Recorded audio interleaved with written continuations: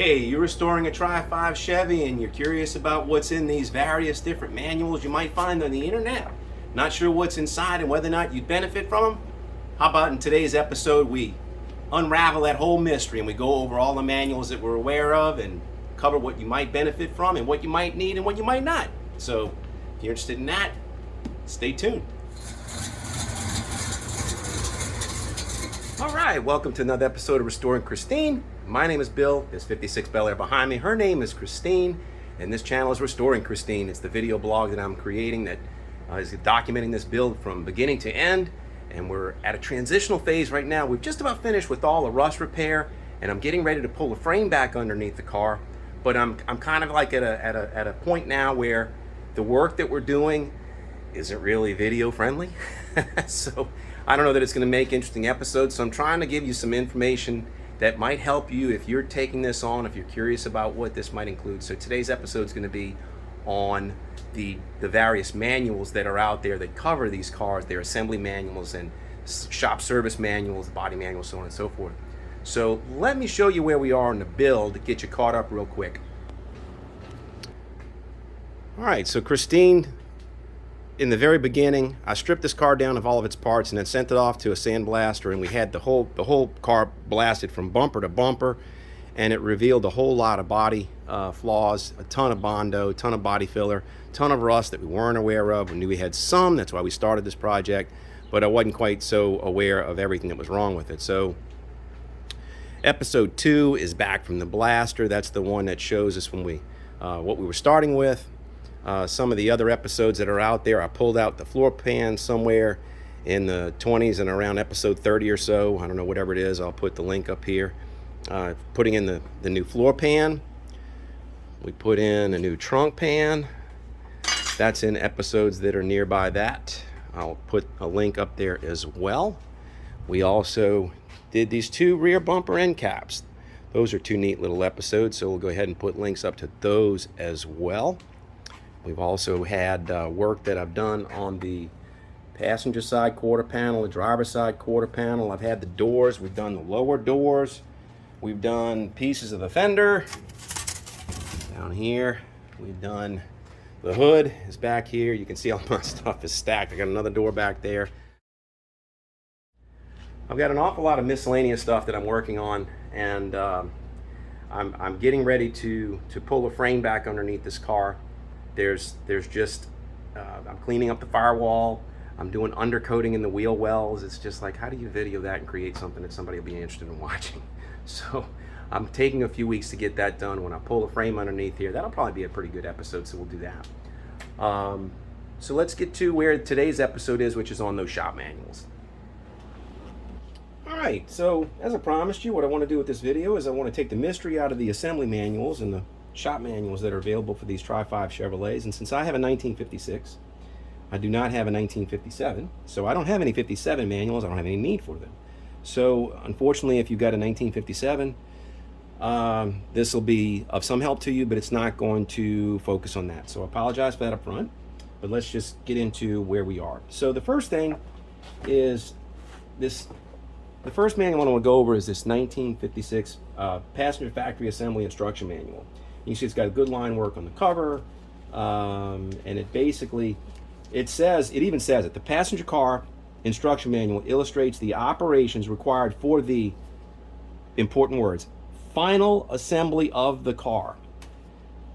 This would have started off at some point after the Fisher body was assembled to some degree, so they probably received a door already fully assembled and all they had to do was mount it. There were different things that were already mounted to it, so they were just trimming these cars out with all the factory installed parts. So let's show you what's in this manual. I've got a diagram that shows what's in the book, and it's engine and clutch instructions, section 6, brakes instruction 5, section 5, steering, section 9, fuel, section 8, rear end suspension, section 4, frame, section 2, body, section 1, transmission, section 7, so on and so forth. So this is kind of like your index to the book. The next diagram shows what each one of various things are in section 1. So this is the index, and then there's the first thing in section 1. You'll notice that when you get into this book, this particular book starts off at the kick panel and the firewall. And it goes on, and it shows you how to mount the trim to the firewall. It shows you how the dash is assembled. Shows you how the kick panel vents are assembled. And then it shows you a few things in the rear body, some of the trim that might not be on it yet. When the car was at this assembly plant, shows you the frame. So I'm in section 1 now, and this is all on the body, still in the body, showing how the body mounts down to the frame. Shows you where every bushing goes, every bolt. Going to run out of pages right about now. So I think 29 and 30. Yep, getting pretty close. Yeah, so this is the last sheet in the body section of the manual. So all the pages I just flipped through are 100% of what it's going to tell you about the body itself. It's not going to tell you how the front fenders mount. It's not going to tell you how the wheel wells mount. It's not going to tell you how the doors mount. It's not going to tell you how to put in the windshield. It's not going to tell you any of that stuff, even though that's described as body. So the next section gets into frame. Frame, it gives you the same thing. It gives you some alignment diagrams. It gives you the mounting points of where the clutch mounts to the frame. So this is instructing the assembly plant as far as what to do with the rest of the Chevrolet model that was not provided by the Fisher body plant. Goes on, I got a great diagram here on if you got a frame that you want to check all your dimensions, reference dimensions. Really good information right there on that. Upper A-frame, lower A-frame, how the front suspension shocks, shock tower, springs are mounted. A great front end alignment if you're going for an original restoration. It's got all the alignment information. How the rear shackles mount for the rear leaf springs. Brake lines, how brake lines are mounted. How some of the lines routed around the engine bay. Carburetor mounting links, don't know why they've got that in there because that's really in the service manual. A lot of that's covered. So I guess all the external linkages that go to the big chunks, like how the leg bone connects to the ankle bone, I guess. And you see through this book to show you where the starter is, how the starter bolt mounts. Don't know why it's the engine stuff is here, but it is. Where are we at now? We're still in section 2, so still. No, I'm not. It's not section 2. Section 7. I'm sorry. That's sheet 2 of section 7. Section 7 is the transmission. Shows you how the steering column originally would have mounted. So if you're doing, this book is really good if you're trying to take one apart, you're trying to put it together, you're trying to maintain factory mounting points, you're trying to maintain factory pieces parts. You've got a survivor or you've got a restoration that you want it to be as factory original as possible. This is a great book. I think of all the manuals we're going to go over, this is the one that I would have sooner than most. This one has the most information in it. You can see it's got some information on the drag link and the idle arm, pitman arm, the steering box, how they mount, where they mount. One thing I do want to point out is that when you get part numbers in here, or I'm sorry, when it points out different things, it points out, like it might show you a bolt. Like there you go, screw. Here's a great example. Screw. It shows screw to mount this and a screw to mount that, but then when you look screw, it's part number 273572. What size is that? Who knows? So the only way to really know is if you got somebody else that knows already, or you got to go by, or you can find the parts in a store that's already got them in the bag and says, yeah, well, I know that's a a 1/4 inch coarse thread bolt, 20 threads per inch or something like that, 3/4 of an inch long. But if you're looking at this manual, it's not going to tell you that. Here's another good example. There you go, 122145 bolt. So it's not going to tell you what size it is, but it does show you. Good thing is it does show you the bolt, lock washer, flat washer. So at least if you're trying to go for a completely factory original restoration, it'll give you all that information. Some information on how to mount the trim, how to mount the hood bird. I miss hood ornaments. How the hinges mount. Now, I don't know that it shows you in here how to shim it, but it does give you some clearances. So it'll show you like clearances in some of the pieces parts that you're assembling when you're putting the fenders on or the bumpers or whatever. It'll give you clearances in this book, the way the factory would have done it. Ignition switch, the original ignition switch, how it's mounted and where each wire goes to. Factory dash cluster is going to show you some things on that. Clutch pedal assembly. This is all what this section is. The dimmer switch. This has got to be electrical. If you got a modified, if you go on with like American Auto Wire or painless wiring, then a lot of this stuff is useless to you. But at least it shows you where it was originally routed. So it'll show you like where the ballast resistor was. You know, where different wires went for you know, that's probably an oil pressure switch, how the starter wires were mounted, what's on the firewall to mount that, where the clips are. There's some clips that are underneath the top of the cowl. It shows you what wires went in there and how they were routed, if you wanted to copy factory original. But this book, it's limited. It shows you some things, but it doesn't show you everything, because again, there should have been a factory assembly manual for the Fisher body, and this thing picks up where that one would have left off. Shows you how to attach the headlight with the bezel and adjusting the lights. It gives you an adjustment diagram, how they would have done that. I think we all do it by eyeball against our garage walls now. So this manual keeps on going on and on. Original factory diagrams, wiring diagrams, how some of the sheet metal is mounted, some of the things in the front grille. What else? Rear bumper assembly, all the items that are in that area, even how they attach the original VIN number, how the jack was stored. What else is in here? Blower. You know, the original blower motor, all the duct work, switches, the original fuse panel. What else is in this book? Got some diagrams on the engine. Got AC, the original factory AC. If you're modifying and you're going with vintage air or classic car air or old air, any one of those conversion kits, then you know this is not going to really do you a whole lot of good, but it will show you how it was originally done. I know a lot of us are looking for these original factory vents. It shows you where they were, shows you where the ducting was routed. So if you wanted to mimic what the factory originally did or how they originally envisioned it, it's shown in this manual.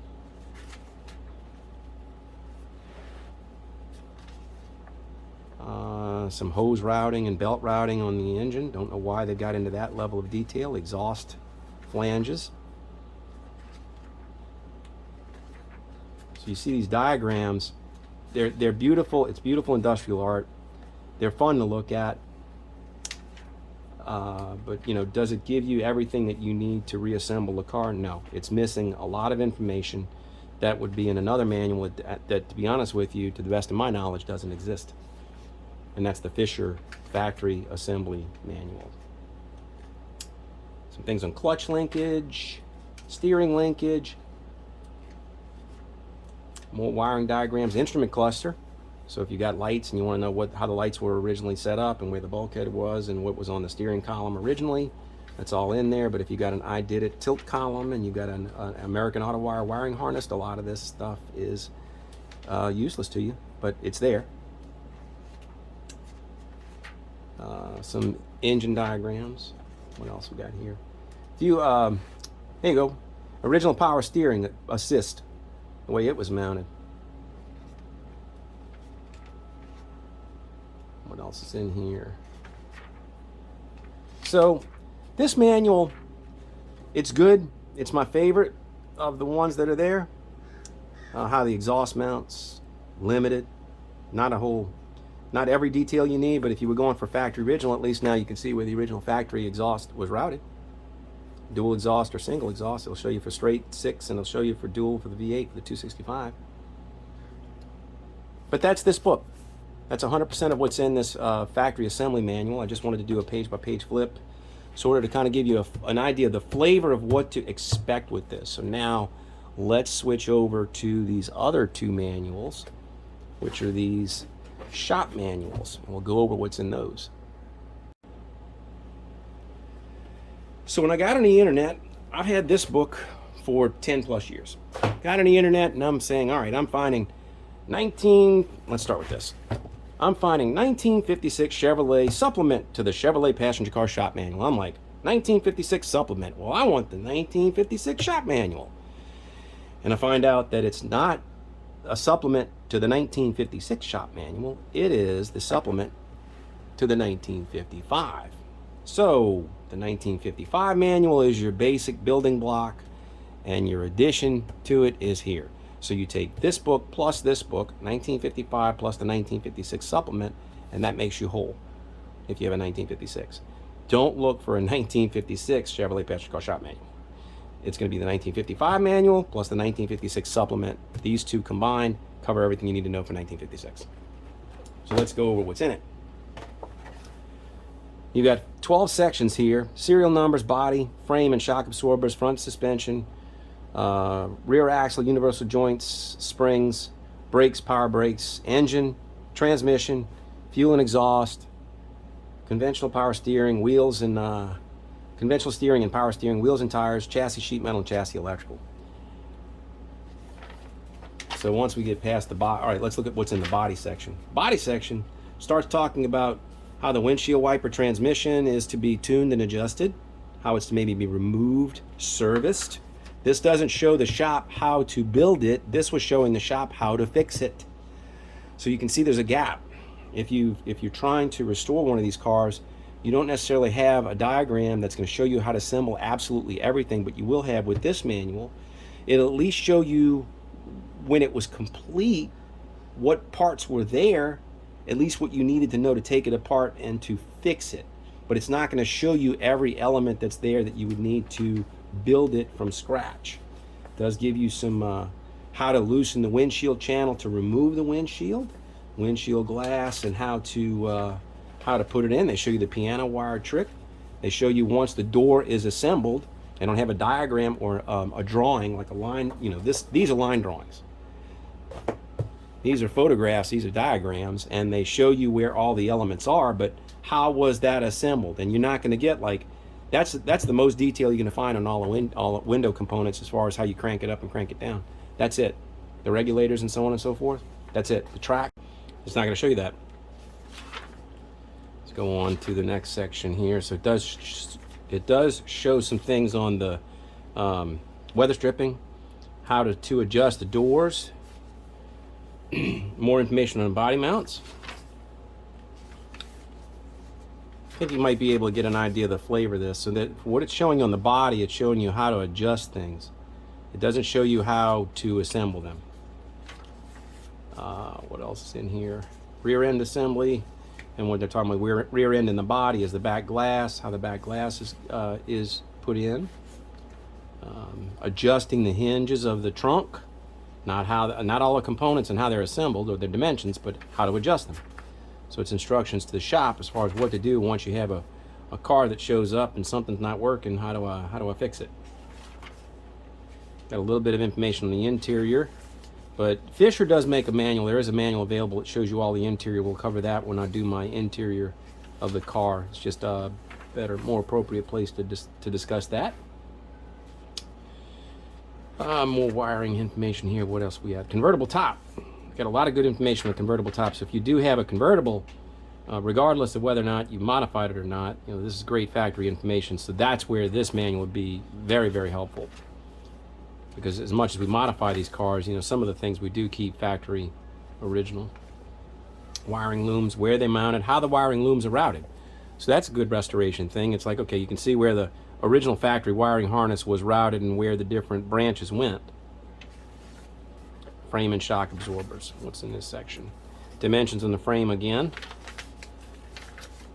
Not much. Look at that. Because all of that's covered, I think, in the passenger assembly manual. There's not much maintenance to be done on the frame. Front suspension, showing how the front suspension is assembled. A beautiful cross-section drawing here, illustration. What we got here? Tie rod ends, drag links. It gives you shop instructions for installing like a bearing cup, how to remove the lugs, how to press in the bushings on the A-frames. And it's instructions to the shop on how to maintain these cars and how to remove things and replace them, but not how they were assembled. rear end. If you get the original rear end, it shows you how all the pinion and the ring gear, axles, all the seals. I think it gives you all the run out. It gives you the clearances to the gears in here. It'll show you that. It'll show you how to rebuild rear differential. What else? Yeah, there you go. So how the teeth are supposed to engage. It gives you a diagram on that with clearance, and you have what sort of backlash. Troubleshooting on the rear axle. It'll give you what to do when you've got excessive backlash or whatnot. So if it was when things were going wrong, how do we fix it? That's what this manual is. Look at that propeller shaft. It refers to instead of a drive shaft, a propeller shaft, as if it was a boat. That's funny. What else we got? Brake section. Most of us have modified brake section. Brakes in the car. So if you have the original drums, maybe the parking brake shows you the parking brake mechanism, the original single cylinder master cylinder, which if you're smart, you've removed that and put that with a more modern dual master cylinder. It has the 2 chambers, so you lose the front or the back, not all at once. What else is in here? Brakes, all the stuff in the brakes are like power brakes, manual brakes. It shows you both. Where are we gonna go? Let's see if we can't speed this up a little bit. What else? Troubleshooting the brake system. Well, okay. I think most of us understand how they are. Engine assembly. Whole section here on the original small block, the first generation small block Chevrolet. Includes the 6-cylinder, but it also talks about the 265. So that original small block, if you've got one of those, it's got some things that are very unique to it, because that was when they first built that motor, and they didn't discover its design flaws yet, and then they tuned it and tweaked it, and they redesigned it here and there, and they got the bugs out of it. So if you got one of those original blocks, this will show you all the pieces, parts for it, how to adjust. There's the V8 engine. There it is, the original small block. That's the one that, I don't know, 50 plus years of engine technology. That's saying something. Care, maintenance, and adjustments on the motor. What else is in here? How to adjust the lash and the valves. How to check the timing chain for wear. Things that you probably won't need. Things that you probably know already. How to use plastic gauge to measure bearing clearance. What else is in here? Feeler gauges for checking the groove clearance on rings, on the compression rings. Troubleshooting on engine. Lack of power. Incorrect valve lash, leaky valves, valve stems or lifter sticking. If you need this old school stuff, here it is. What else is in here? 6-cylinder carburetor. So you got the carburetors that are in here. I think they got the 8 that follows it. The Rochester 2G. Man, how many years did they make a Rochester 2G? Used to race that on round and round on dirt. Engine 3.8 bore, I believe, was the Venturi clearance on the big one that we used to want. Used to get it out of a school bus, get it off the 400 block, and that would be the big 2-barrel carburetor you wanted. 8-cylinder model carburetor was a Carter. I guess maybe that's a 4-barrel. Not sure. I know the other book shows a 4-barrel. Fuel pump. More things in the engine. The clutch. That's a good diagram. Show you where the throwout bearing, pressure plate, flywheel plate, clearances. It's got that information in here. How to adjust it. How to install it. How to set it up. Cooling system. Do you really need information on what a water pump is going to be on a small block Chevy? But it's in here. Thermostat. All that stuff was new in 1955, So, engine electrical. If you replace your electrical with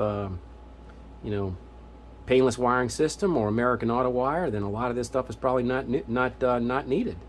This system had a generator and an external voltage regulator. It didn't have an alternator, so this system was a lot different than what we probably have in our cars now. What I'm saying when we have on our resto mods. Taking that stuff out, put an alternator on. Who's got a generator still? If you wanted to know how to replace the bearings in a generator and the brushes, there you go. Rewind a starter. Maybe it's in here. Yeah, there's the starter. So it shows the solenoid, the starter, and brushes and contacts. Yeah, so if that's something that you might want, it's in this book. And again, this is all for 1955. If you have a 1956, then the supplement we're going to go over in just a second. What else is in this book? Transmission. So they're going to have the manual and the automatic. In the automatic section, I've never taken apart a transmission, neither one, not a manual nor, look, they called it synchro mesh.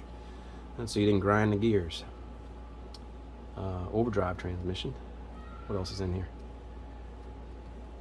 Manual. I know it gets to the Power Glide. There we go. 1955 transmission Power Glide, 2-speed automatic. So this 2-speed automatic, I believe, would have been a cast iron housing, if I remember right.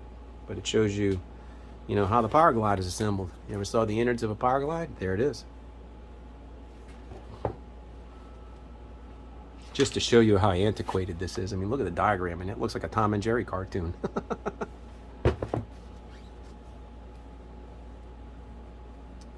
But if you're going to get into rebuilding one of these transmissions or taking one apart, it shows you all the hydraulic fluid circuitry. Shows you where that is. It gives you all detailed instructions if you've got a month to read words. There you go. What else? I think it shows the torque converter. I think they called it a fluid couple, maybe. A lot of old school terminology. Right, where are we at now? Still in a transmission. And then fuel tank and exhaust. Now we're getting to the end of the book. The 1955 Chevrolet passenger car shop manual. So now let's take a quick look at the supplement. So there's a supplement to the 1955 book, and that's the 1956. So anything that changed between 1955 and 1956 is going to be covered right here. So it's got the same sections that you'll see here, but there's a lot fewer sheets per each one. This book is, I don't know, maybe a ½ inch thick, and this one is a good inch and an eighth or so. So what changed? I don't know. Oh, a few things. But on the body, shows a few different things on the body that maybe are different. Maybe there's some things that they didn't cover. So there's the transmission for the windshield wiper. That's covered there. Electric wiper motor switch. So electric wiper motor. Maybe that changed. I don't know. Some things in the cowl assembly. The gutter. Maybe they had some issues with the guttering system and they changed it. Let's see. We got some interior pieces, parts of the door. Shows some things on how they assemble. There's an assembly diagram for some of the things on the inside. Not as much detail as you would hope, but at least if you were servicing it would. Something about the Nomad rear roof rail weather strip, so maybe they had some leaking problems with it that they were trying to adjust and fix. What else is in the body here? Door lock cylinder. What else? I don't know what this is. Rear door, inner panel ceiling, sports sedan. They're getting very, very particular and very specific about the various models. Well, look out. What do we find? Rear door, window regulator, manual. That's as close as anything as I've seen that shows what the actual window regulators look like. Now, if you can figure that out, congratulations. It's just not illustrated very well anywhere in any book. I'm aware. So what else? Rear window regulator removal if it's electric, if it's manual. That's some good information there. Maybe they realized they needed to tell the mechanics what the heck to do. How to remove some of the trim, the body molding. What else? 5 maybe? So do you need them? I think this would be my top recommendation, followed by these two. And if you're going to do one, why not do both? But this will cover the vast majority of what you need if you've got a 1956 is to do the 1955 manual. And if you really think you want to get the complete set, then there's a 1956 supplement. All right. So there you have it. You know, those are the manuals. That's what you can expect. I hope that was helpful to somebody. I know I've looked, and it's just you just don't know if you need them or not. How helpful are they going to be? What content is in there? And then you wait a week for it to come in, and you're like, "Where's that diagram?" And you can't find it. You know, so if that saves you some trouble on that, then it's worth it. So I'm going to get back working on Christine. Now, I'm going to have the next handful of weeks are going to be iffy. I'm going to be working on Christine. I'll be doing things that are not very photogenic, video photogenic, you should say, maybe. And, you know, so I'll be fixing some things on the firewall. doing some things. I'm doing things with the wheel wells. It's underneath, undercoating, spraying undercoating in some of the interior cavities. So it's the kind of thing that I'm just going to do and then show you afterwards. It's like, hey, look what I did. I also have a new 60-gallon compressor coming. It's actually, I have it, I just haven't brought it to my house yet. So I am planning on installing that. I'm not quite sure if I'm going to do videos on the install or just show you what it looks like afterwards, because it's a compressor and I need to put in I need to put in hoses, I need to put in the dryer and everything else on that. But the reason why I mention it is because every moment I'm working on that compressor is one less moment I'm working on Christine. So it might be a weekend or two, I don't know. But anyway, the videos are going to get a little lean for a few weeks, but then we'll pick back up once we're ready to put the body back onto the frame. So that's going to do it for today. I appreciate you watching. I appreciate all the subscribers. I love having you guys with me in the garage. Hope this video today on the books is helpful, and you know, so we'll see you next time. In the meantime, take care of yourself. Cheers.